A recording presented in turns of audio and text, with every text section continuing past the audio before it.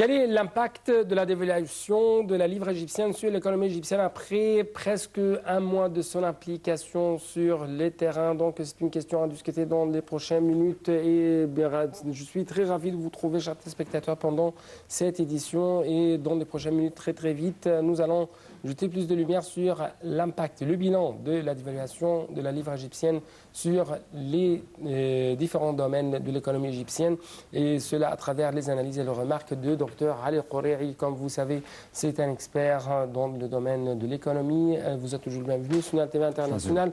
C'est une grande question, c'est une question qui touche presque tous les domaines de la vie, commençant par l'agriculture, passant par l'industrie jusqu'à le transport et le pétrole. En tout cas, très vite, il y avait une question très importante qui touche l'économie égyptienne. Le ministère égyptien des Finances a annoncé avoir augmenté ses droits de douane pour presque 320 produits d'importation afin d'attirer davantage d'investisseurs, de soutenir l'industrie sociale, donc une industrie plutôt locale. Donc c'est presque l'une ou l'un des impacts de la dévaluation de la livre égyptienne face au dollar. Donc vous avez une lecture, une remarque à faire. Mais écoutez, en ce qui concerne les douanes, c'est une arme quand même du gouvernement pour pouvoir contrôler un peu l'arrivée des importations et donner un coup quand même de solidarité avec l'industrie locale qui doit surmonter beaucoup de difficultés ces jours-ci. Oui. Mais je voudrais dire aussi que d'après les accords signés avec les instituts internationaux, oui, on ne doit pas arrêter l'importation de quelques produits. Oui. On peut manipuler un peu avec le taux qu'on devrait imposer sur ces importations. Et dans certains cas, on a le droit de le faire. Mais ce n'est pas le cas maintenant en Égypte. Et on a vu quand même l'importation des poulets. On a vu donc le décret qui a été lancé il y a, je ne sais pas, une semaine. Et après les pressions des éleveurs de poulets en Égypte, ils ont quand même arrivé à bloquer cette décision-là. Oui. Et je suis d'accord avec ça. Est-ce que c'est un avertissement de la part du gouvernement pour les producteurs dans le domaine de l'industrie de volaille? Je ne sais pas, je ne crois pas tellement, mais il voulait comme... Parce que le gouvernement veut freiner un peu la hausse des prix, la flambée des prix. C'est ça. Parce qu'on a vu quand même la hausse des prix qui était quand même, on la voyait arriver et c'est arrivé. Il faut penser aussi que beaucoup d'éléments dans cette industrie-là sont importés, oui, qui se reflètent sur le prix de vente des volailles, oui, en Égypte. Alors, en ce cas-là, il faut trouver une solution. Donc, soutenir l'industrie locale égyptienne et en même temps jouer avec la carte de l'importation, oui, pour donner l'impression que nous voulons quand même aboutir à un équilibre entre l'importation et l'industrie locale. Et en même temps, on essaye de renforcer la compétitivité des produits nationaux. Oui, c'est ça. À travers ce jeu. C'est-à-dire, si vous n'allez pas faire beaucoup d'efforts, faire beaucoup de travail sur le terrain, baisser un peu les prix, alors il y aura l'autre alternative, c'est l'importation. Et on va voir maintenant ce qui va se passer. Donc, ils ont obtenu, l'industrie locale, ce qu'ils voulaient. Le gouvernement a cédé. Mais il faut quand même de l'autre côté que les éleveurs de volailles donnent l'exemple. Voilà, nous avons obtenu ça du gouvernement. De l'autre côté, nous allons réduire nos coûts et, en conséquence, réduire le prix de vente. Oui, il y a presque un mois, le 3 novembre, avec plus de précision, l'Égypte a décidé de faire flotter sa monnaie. Le taux fixe de 8 livres, de 8,8 livres pour $1 est monté à jusqu'à presque à 18 livres ces derniers jours. Donc, après cette flotation, on trouve que les prix ont flambé sur le marché, ont haussé sur le marché, même pour le même cas pour les produits importés ou même pour les produits fabriqués ici en Égypte.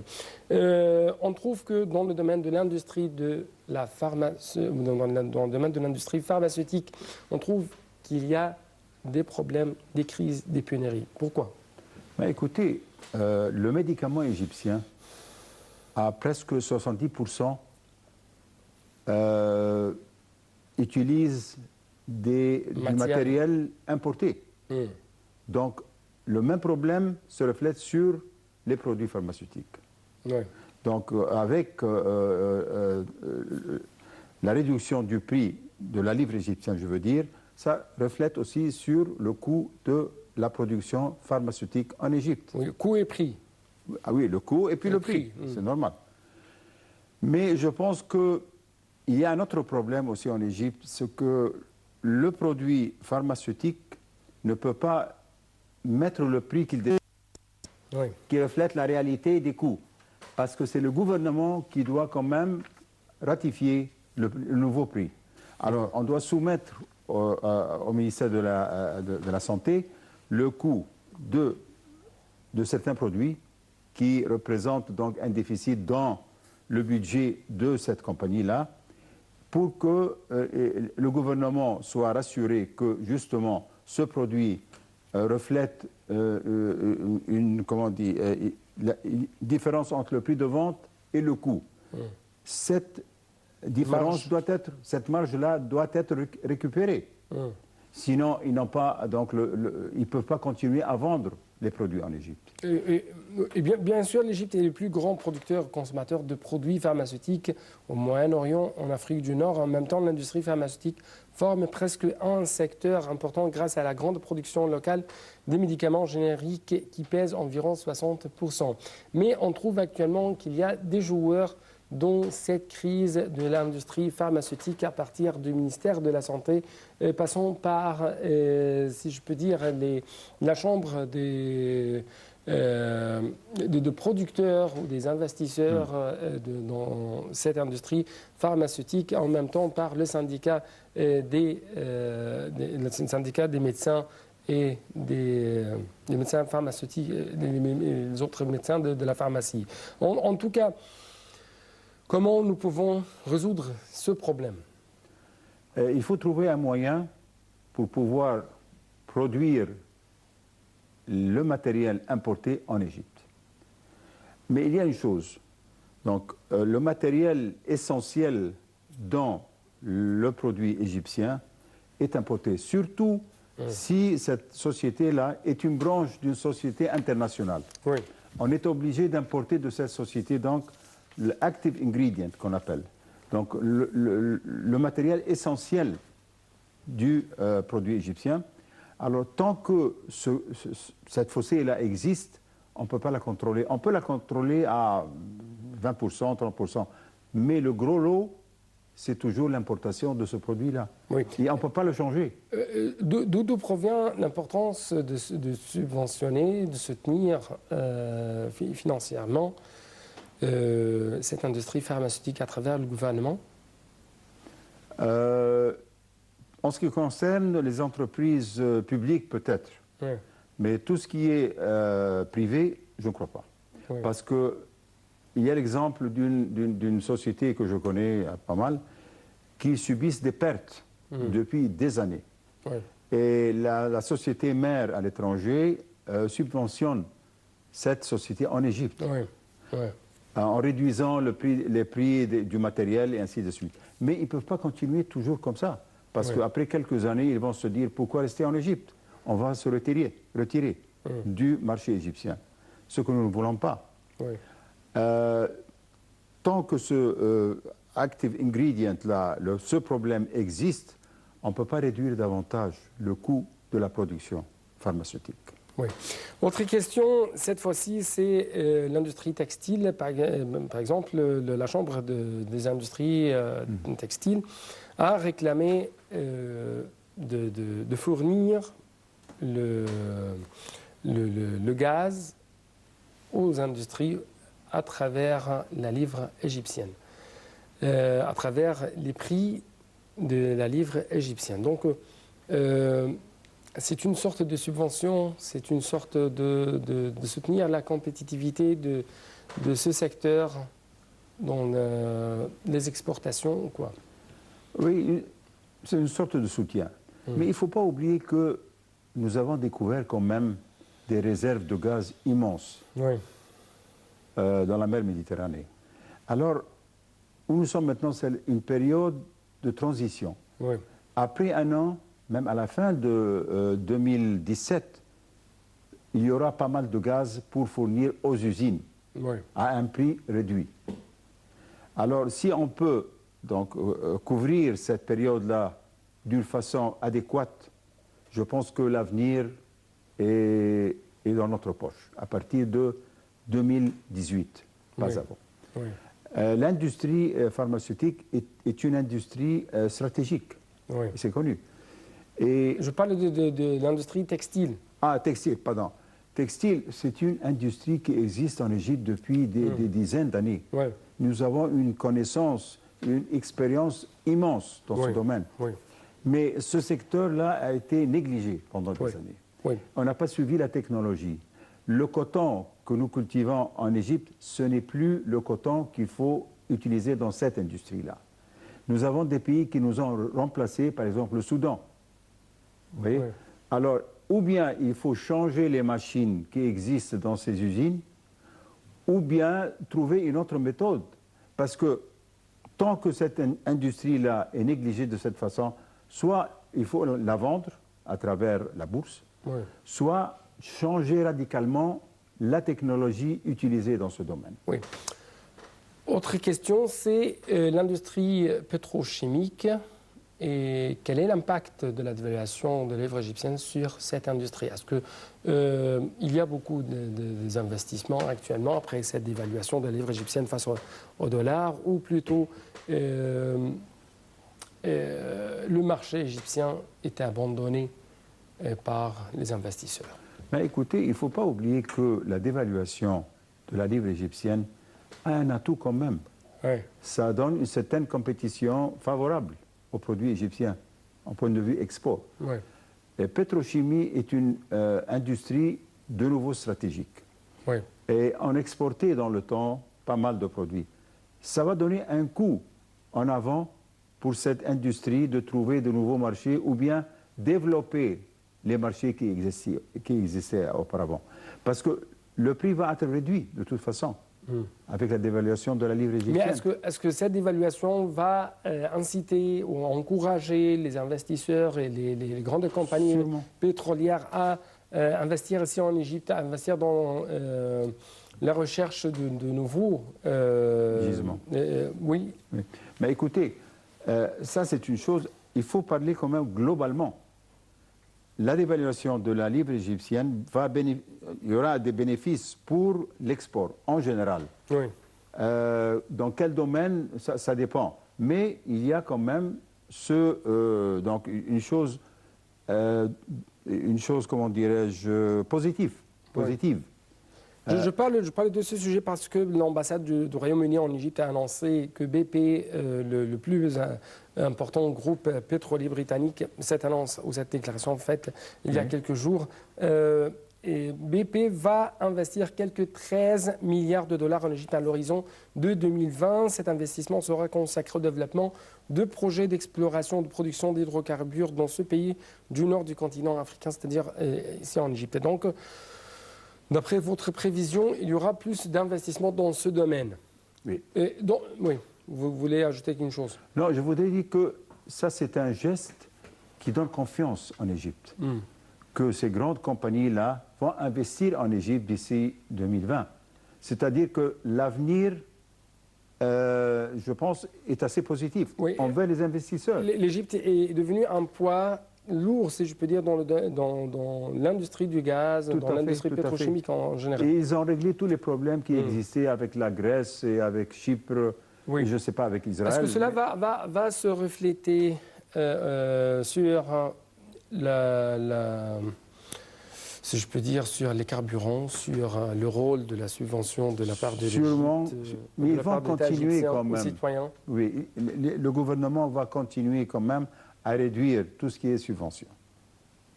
Mais, donc le degré de cette intervention publique du gouvernement va être amoindri. Pourquoi? Parce qu'il y aura plus de gaz, il y aura plus de pétrole. Alors il ne faut pas donc aller à toute vitesse dans ce domaine. Il faut freiner un peu. Parce que les gens souffrent déjà. Oui. Toujours en ce qui concerne les gens souffrent. Après la dévaluation de la livre égyptienne face au dollar, on trouve que, bien sûr, il y a une hausse des prix, une flambée des prix sur le marché dans le domaine de l'agroalimentaire. Donc, les denrées alimentaires, les produits agricoles, les prix de tels produits ont haussé sur le marché, ce qui représente une menace non seulement pour la classe moyenne, mais aussi pour les plus démunis. Donc, est-ce que vous êtes d'accord avec cette lecture? Oui, il faut avoir une différence entre les exports de ce secteur et la consommation locale. Pour l'export, c'est un atout, comme je l'ai dit auparavant. Et dans ce domaine, l'Égypte a beaucoup d'expérience. On exportait à la Russie, à l'Europe, aux pays arabes. Et nous avons donc un marché solide. Et on va bénéficier quand même davantage. Mais en ce qui concerne la consommation locale, là, il y a un problème parce que le taux d'inflation en Égypte a dépassé presque les 12% ou 13%, ce qui est beaucoup. Et donc, la population, les couches inférieures de la société égyptienne souffrent. Mais comme j'ai dit, je pense que ça va durer encore un an. Mais après ça, on va voir les résultats des méga-projets. Nous allons voir donc l'effet positif de la dévaluation. Oui, et en ce qui concerne les produits agroalimentaires de l'Égypte ou les exportations agroalimentaires de l'Égypte vers l'étranger, on trouve qu'il y a quelques déclarations qui ont été faites à propos de l'impact positif de la dévaluation de la livre égyptienne face au dollar. On trouve qu'il y a une augmentation de presque 20% des exportations agroalimentaires égyptiennes à l'étranger. Ben voilà, c'est ce que je viens de dire. Et ça va continuer. Ça va augmenter encore. Mais d'un autre côté, on trouve qu'il y a une sorte de baisse dans les échanges internationaux, dans les échanges commerciaux sur l'échelle internationale entre l'Égypte et les autres pays du monde. De presque, si j'ai en règle générale, vous dites 8 milliards de dollars. Ah, c'est possible, mais il faut voir chaque pays séparément. Parce qu'il y a des pays où on a augmenté les exports et d'autres pays où nous avons augmenté les importations. Alors, moi, je suis donc dans une association qui essaie de pousser l'export des produits égyptiens vers un pays en Asie. Et c'est une chose difficile un peu, parce qu'il y a la Chine qui est là-bas, qui couvre une grande partie des demandes de ces pays-là. Mais il faut quand même pousser et trouver un espace où on peut pénétrer le marché de ce pays-là. Et en règle générale, il faut continuer à essayer, il faut continuer à doubler les exports. Et le gouvernement donc, est très formel en ce cas-là. Ils veulent augmenter les exports de l'Égypte pour pouvoir combler un peu le fossé qui se trouve entre l'import et l'export. En ce qui concerne la rue égyptienne, la classe moyenne égyptienne, est-ce que, à quel point vous trouvez que cette classe peut, jusqu'à maintenant, supporter le coût du transport, le coût des carburants et la flambée des prix alimentaires sur le marché? Ben, écoutez, c'est difficile, je suis d'accord. Mais on a trouvé que la population, la grande majorité, a accepté ça. Ça prouve qu'il y a quand même une... ils croient au gouvernement qu'il essaye de faire quelque chose. Ils savent qu'ils vont souffrir, comme j'ai dit, pendant un an et demi. Mais après ça, il y aura possibilité partout. Ils essayent de lutter contre la monopolisation. De trouver une solution n'importe comment pour que cette année et l'année prochaine passent en douceur, si possible. Et après ça, ils vont foncer. Parce qu'on voit les projets qui ont été entamés l'année prochaine, ils vont donc donner les fruits qu'on essaie de trouver maintenant Oui. l'année prochaine ou l'année d'après, en 2018, disons. Oui. Alors, ils ont confiance en ce qui concerne les promesses du gouvernement, à moins qu'il y aura donc un fiasco d'ici quelques mois. Oui. Là, ils perdraient quand même la confiance totalement. Oui. Nous devons passer au domaine de l'immobilier. Après cette dévaluation de la livre égyptienne face au dollar, est-ce que vous trouvez qu'il y a une hausse de presque 50 livres égyptiennes pour la tonne de ciment? Ou autrement dit, votre lecture, votre remarque en ce qui concerne l'impact de cette dévaluation sur le domaine de l'immobilier, commençons par le ciment, à travers le fer et en arrivant au prix des marchés, au prix de l'immobilier sur le marché. Écoutez, le secteur immobilier en Égypte est très très important. Moi, je connais beaucoup d'hommes d'affaires qui ont commencé dans un domaine et ils ont changé.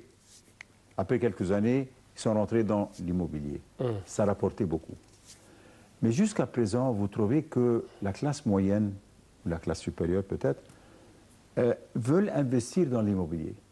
Ils se disent, avec l'inflation rapide en Égypte, il faut que je m'achète un appartement, une villa, c'est pas n'importe quoi. Comme ça, je peux avoir une certaine sécurité en ce qui concerne les moyens financiers que j'ai. Il y aura une augmentation. Pour garder ou sauvegarder la valeur. C'est ça, exactement. Et ce qu'ils font maintenant, même les constructeurs de l'immobilier, ils essaient de donner quand même une facilité de paiement à ces gens-là. Vous allez payer en 10 ans sans intérêt, je doute, mais en tout cas, c'est ce qu'ils disent, sans intérêt. Mais on parle actuellement d'une certaine bulle immobilière. La bulle immobilière est une chose très, très difficile. Attention, parce qu'on a vu au Japon, on a vu aux États-Unis, c'était la catastrophe. Oui. Et en Chine, ça va venir bientôt. Oui. Alors là, il faut faire attention. Et Dernier point, 23 milliards de dollars, c'est la hausse de la réserve égyptienne de la monnaie. C'est la hausse de la monnaie égyptienne face... c'est la hausse des réserves monétaires égyptiennes. Oui. C'est un bon point? Très bon. Très bon. Parce que Tarek Amer lui-même, il avait promis à la fin de l'année à arriver à 25 milliards. Oui. Il est tout peu. Oui. Monsieur Ali Al-Khoula, je dois vous remercier infiniment pour ces éclaircissements. Malheureusement, on n'a plus de temps, c'est pourquoi je dois clôturer cette édition. Merci beaucoup pour votre présence, pour vos analyses. C'était tout pour cette édition et dans de prochaines éditions, nous allons essayer de jeter plus de lumière sur l'impact de la dévaluation égyptienne sur les autres domaines de l'économie égyptienne. Mais je dois vous remercier infiniment pour votre attention. Bon suite de nos programmes sur la TV internationale. Au revoir.